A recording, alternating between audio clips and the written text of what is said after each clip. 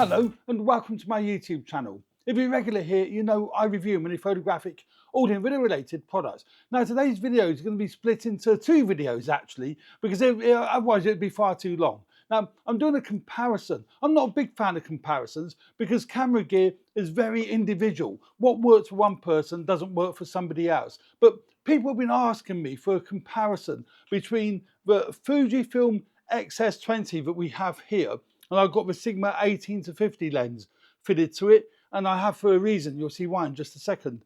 And so that's the Fujifilm X S20 compared to the Sony A6700 that we have here, which also has exactly the same lens, but for the Sony E mount. So I've got the Sigma 18-50, because in part two of this video, or the second video, I'm going to actually be taking some photographs and video with the same lens. So it really is a direct comparison. So the image quality I can compare directly between the two cameras. But today is more to look at the handling and the features of these two cameras and how they differ. So if you are looking at purchasing one or the other, and I guess there's a lot of my viewers are looking at both, then this might help you make a buying decision between the two.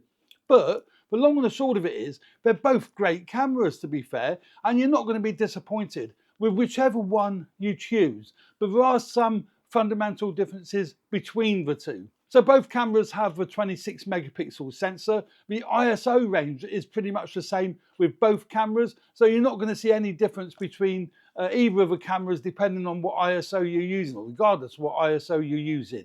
Now obviously the lens mount is different. The Sony uses the Sony E mount. Lots of lenses available for the Sony E mount. Third-party lenses as well, available from Sigma, Tamron, Viltrox, as you saw there, and a whole range of other manufacturers. So lens variety for the E mount is great. And also you can use full frame lenses on the Sony APS C bodies. So if lenses is your thing, then the Sony is great. But likewise, the Fujifilm X S20 has a wide range of lenses available, and also third-party manufacturers are starting to make lenses for the Fuji X mount. As I said, Viltrox make their lenses for the Fuji X mount. There's quite a few available. Sigma certainly do, because I've got the Sigma 18-50 fitted to it. That's an APS C X mount lens fitted to the Fuji X S20, and it's very, very good value.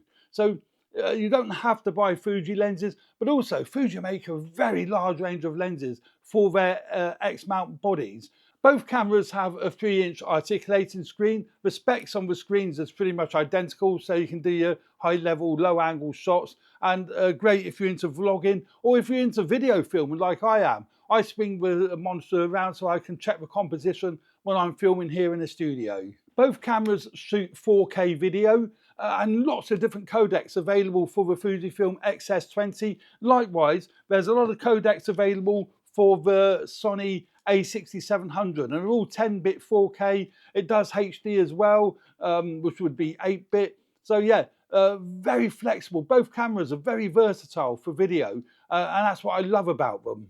One big advantage the Fujifilm X S20 has, it does have open gate filming, where the Sony A6700 doesn't have that. That is great if you want to use the whole width of a sensor, or the whole sensor size for filming. Then you can crop in your edit. You can crop to a 16:9 aspect ratio, or you can crop for Instagram or for TikTok. Very, very flexible. But the Sony has various other video features, such as live cropping, which is really interesting. So you can set, if you're using a wide angle lens, set the camera up, start the filming, and the camera will automatically crop in and track the person. So it looks like a camera operator is operating the camera, when in fact the camera's zooming in and cropping in itself.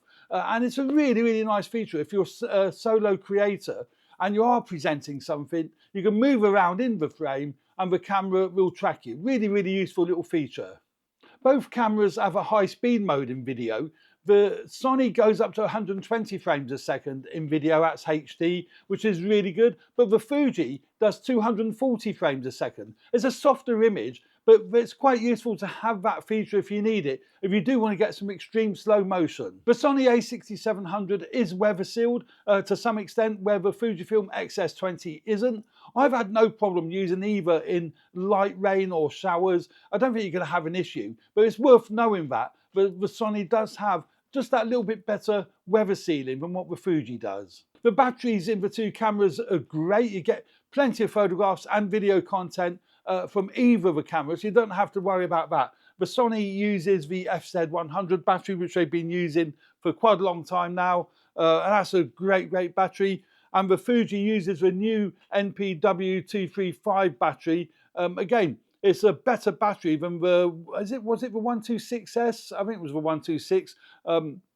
A much better battery. You get much longer life. It also enables for a much nicer grip on the XS20, although the A6700 also does have a nice grip.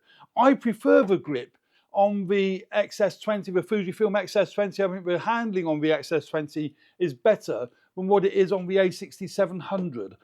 So I love going out with both cameras, but if I had a choice and I was going out for the whole day, to be fair, I would probably take the Fujifilm because it has more controls than what the A6700 does, although now they have put command dials on the front of the camera and on the back of the camera. They hadn't done that before with the A6600, and the grip is actually really nice, but I do prefer the handling and the grip on the Fujifilm X S20. I prefer the viewfinder on the Fujifilm X S20. Now, the actual megapixel count on both viewfinders is pretty much the same, but it's a positioning of a viewfinder on the X S20 I prefer. The A6700 is rangefinder style. It's also a lot smaller, so the eye relief on the Fujifilm is quite a bit better than what it is on the A6700. This has got really nice eye relief on this camera. The buttons are in a nice position. Yeah, really nice positioning of this camera. Really nice to use. It's got your PASM dial on the top, and it's got your command dial here, and it's got dedicated ISO and a quick function button that's dedicated on the top there as well. And it's got a dial on the back here which you can adjust for whatever you want. You can set that up in the menu, so whatever you want to use that for. So yeah, very flexible on setting up the XS20. Likewise, it is pretty much on the A6700. It hasn't got quite so many command dials and functions. It has got a function button on the side of the camera there, and it's also got one on the top, but you can pre-assign the record button on the top, and it's got a command, it's got a PASM dial on the top there as well. But one of the handling features that I love on the A6700 is the dedicated photo, video, and slow and quick motion functions. So you can just turn that dial, you're taking video, one turn and you're into video mode. Likewise, back to photo mode or slow and quick motion. Really handy little feature that, and I use that quite a bit if I'm out and about. I do like that feature. The Sony A6700 has a 4-way pad on the back here for setting up different functions, and it's got another command dial here you can set up. I've got that set up for ISO adjustment. So I've got ISO, exposure compensation on the back command dial, and you can adjust your shutter speed and aperture on the front dial. So that is great. Where the Fujifilm X S20 doesn't have a command pad, but it has a focus joystick setting here. So you can actually set your focus point using the joystick. There's a lot of people that do like that. There is no joystick on the A6700, but that doesn't bother me at all because I use touch and drag, which I've got set up on my Canon R8. So while I'm looking through the viewfinder, I can move my thumb around to actually set the focus point of the camera, and I think that works great for me. And I can also do that on the Sony A6700. Thank goodness they've implemented a touchscreen for doing that on the A6700. You can also use a touchscreen for going through the menus on the A6700.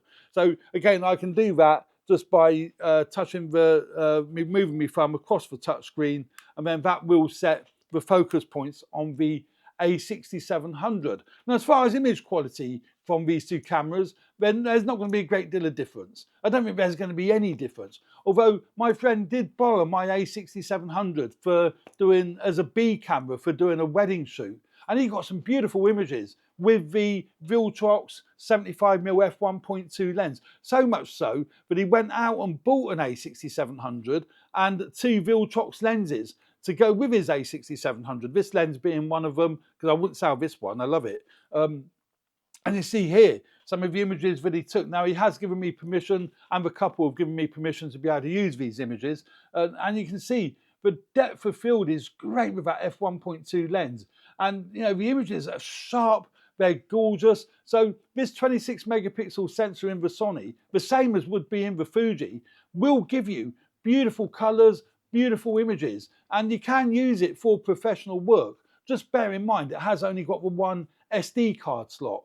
If you really are doing weddings for a living, or you're doing live events that can't be replicated, I'm not so sure I would use either of these cameras.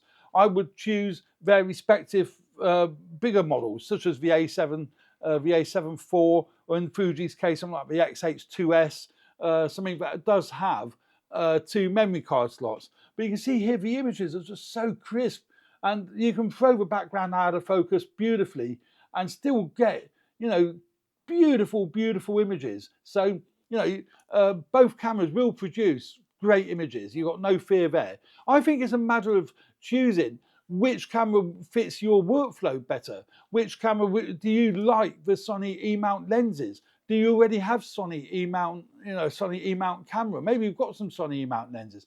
Same with Fuji. You might have some Fujifilm lenses or Fuji X-mount lenses. It makes sense to stick with a Fujifilm X S20. Now, they both have in-body image stabilization, so you're not going to find any difference there. I think the Fujifilm in-body image stabilization is just that little bit better than the Sony A6700. I've been able to get sharper images at slower shutter speeds with me Fujifilm than I probably have with me Sony A6700. But that would be down to me. That's down to the user, I believe, rather than the camera specifications. So there we go. That's the real differences between the Sony A6700 and the Fujifilm X S20. You're going to be very happy with either or. It's just the handling of the two is quite a bit different. The fact that the viewfinder is central over the camera body, the Sony A6700 is rangefinder style, and I find the eye relief on the Fujifilm better than I do on the Sony A6700. So there we go. Thanks very much for watching. I hope you found that video useful. Don't forget to subscribe so you know when the next video comes out about these two cameras. And don't forget to hit the like button if you like the content of this particular video. That really does help, and it does help me grow the channel. So thanks very much. Cheers for now. Bye.